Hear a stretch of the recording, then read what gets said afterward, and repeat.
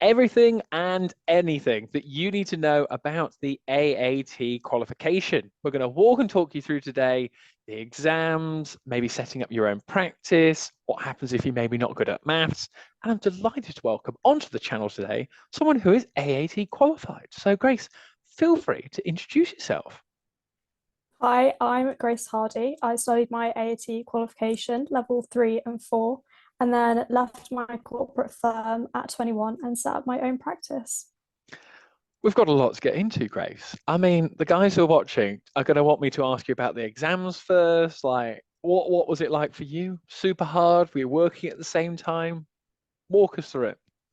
So, yes, obviously, I worked at the same time that I took my exams. Level 3 was a lot easier than level 4. And I went to college in blocks, so I would go for a couple of days and then I would sit and revise after work and on the weekends to make sure I passed my exams.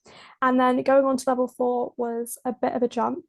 I had to put more time into revising, but all the resources were so unbelievably helpful. And then once you do it a lot, in my head, it starts to click, and then I know that I will be fine. It is a lot of exams, but what I liked about it is there were so many different types of questions. It wasn't Mm. just multiple choice or just maths or just writing, it was all of them. No, nice. Yeah, I mean, well, if you're going to be an accountant, you've got to know everything, financial reporting, bit of tax, bit of audit on there. And you talked about sort of your old corporate job on there. People who are watching this are going to go say, James, if I get the AAT qualification, how's it going to look on my CV? Is it worth it? I mean, what's your sort of idea in terms of the scope of AAT? Is it really going to help someone's CV and resume to stand out?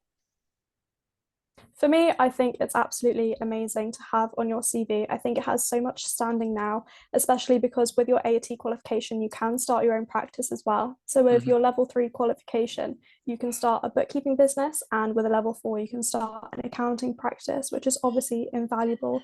You don't have to do your ACA or your ACCA to be able to open your own business. Nice. Well, I mean, and that just nicely brings us into it. I mean, because you run your own practice on there. So I did do. did you do any bookkeeping or did you just go straight into practice? What running it yourself? Like how many clients you got? Let us know. Like how's it been going? So I started my practice by just doing sole traders. So I started with self-assessments and bookkeeping and all that sort of stuff. Hmm. And then slowly progressed on to taking on partnerships and limited companies as well. How many clients do I have? I think I've got about 50 clients now, which Mega. is amazing. Been running for 9 months, I think.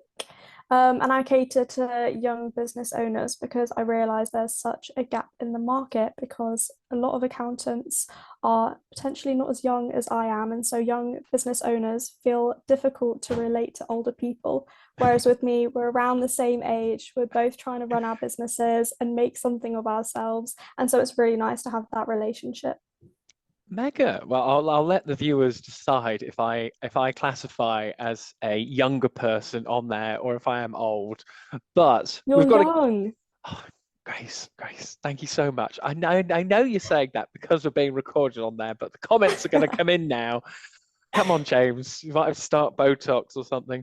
But let's get back on track for AAT because Botox very expensive on that. I'm not going to have any, but AAT cost wise, like, did you get your employer to pay for it? Did you maybe have to pay for parts of it? How did it sort of work out?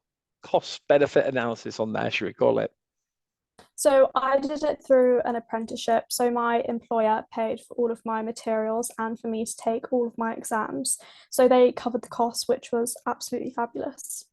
Nice. And how do you go about finding a sort of AAT apprenticeship? Do you contact companies directly? I know there's the government website, AAT's website on there as well. How did you go about yours? So for me personally, I started researching just accounting firms in general and then would go onto their careers page and see if they had any apprenticeship openings. So that's how I did it, which is now deemed as very old school. There's so many websites now where you can go on and just see a list of apprenticeships that are Mm. available. And AAT have them as well on their website, which is a really good place to go and look.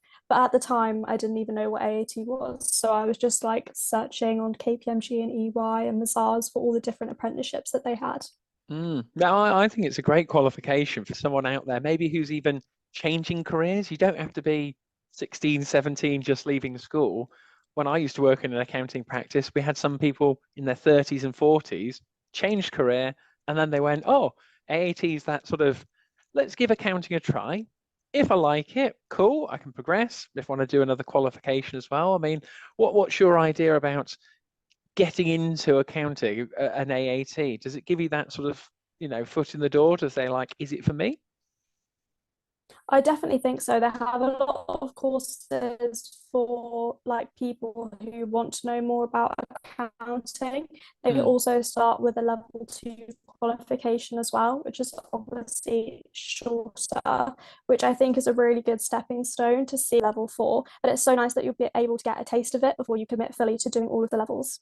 yeah, exactly. Yeah, just see what it's like. If it's for you, brilliant on there. If it's not, it's okay. You've not had a massive financial cost to actually go through it. But what are the biggest sort of mistakes that AAT students make? Or what's one thing when you look back on your AAT journey, you go, I wish I'd have done that differently, or I wish I'd have known that? I think I would have wished that I actually knew that an AAT qualification meant you could open a practice because for me personally, I always knew that I wanted to be self-employed. I just Mm, didn't know what I was going to be self-employed in. And I always thought that I started out on my AAT qualification, the level three, and then the level four. And then the pathway was to progress to a level seven, so mm. ACA. And I thought I needed my ACA to be able to open my own business. But it wasn't until the last few months of AAT that I realized through their campaign of Be Your Own Boss that I Mm. could actually do it much earlier than I thought. No, that's fantastic. And hopefully that will inspire someone who's there going, I really want to run my own business. And the skills that you'll develop as you've demonstrated through your AAT, it's amazing when I look back on my studies now. I go, when you're learning about income statements, profit and losses, balance sheets, cash flow, and you're there going, I run two businesses now, and this is really important, but I'm reading through the books. I mean, how how much does it help your real world? Because I know you're into personal finance as well. You've got a massive following online. How does the AAT qualification not just help you from a business perspective, but personally as well with your own money? I think it's been so fundamental in my own personal finance journey because, as I say to everyone, if I hadn't done any accountancy training, I Mm, wouldn't know anything about finance. I wasn't yeah. personally taught it in school or by anyone else. I've learned everything I know now through my AAT qualification, which is amazing. So I know how compound interest works and what like interest rates are and all that sort of stuff. And so I've been able to build savings and all that sort of stuff because I have the knowledge from my AAT qualification. Yeah. Oh, I completely agree. And having that with you backing yourself up as well, it just makes such a difference in terms of like just even simple things like if people were watching this going, I'm not very good at budgeting, or I'm not very good at like pricing strategies or tax. We haven't even talked about tax yet. That's one of the what are the main sort of questions that you kind of get about AAT as well? Is there any other areas that we maybe not touched on that you go, I've got to get that on record today? I think just the wide variety that it offers and all the really helpful resources that they Mm, have on their website, and the fact that even if you're just a business owner in any industry, AAT have resources for you to be able to understand your business finances without having to take a qualification, which I think is so important because every single business owner, no matter what industry you're in, mm. needs a basic understanding of finance.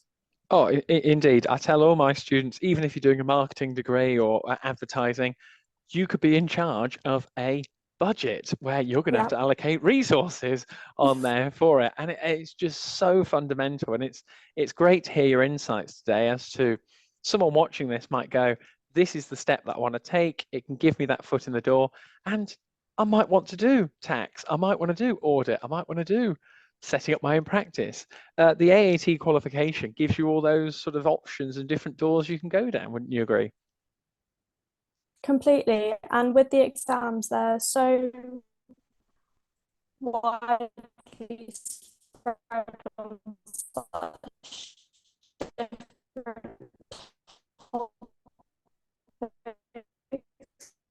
as well. So you get a taste for everything, which which I think is so important.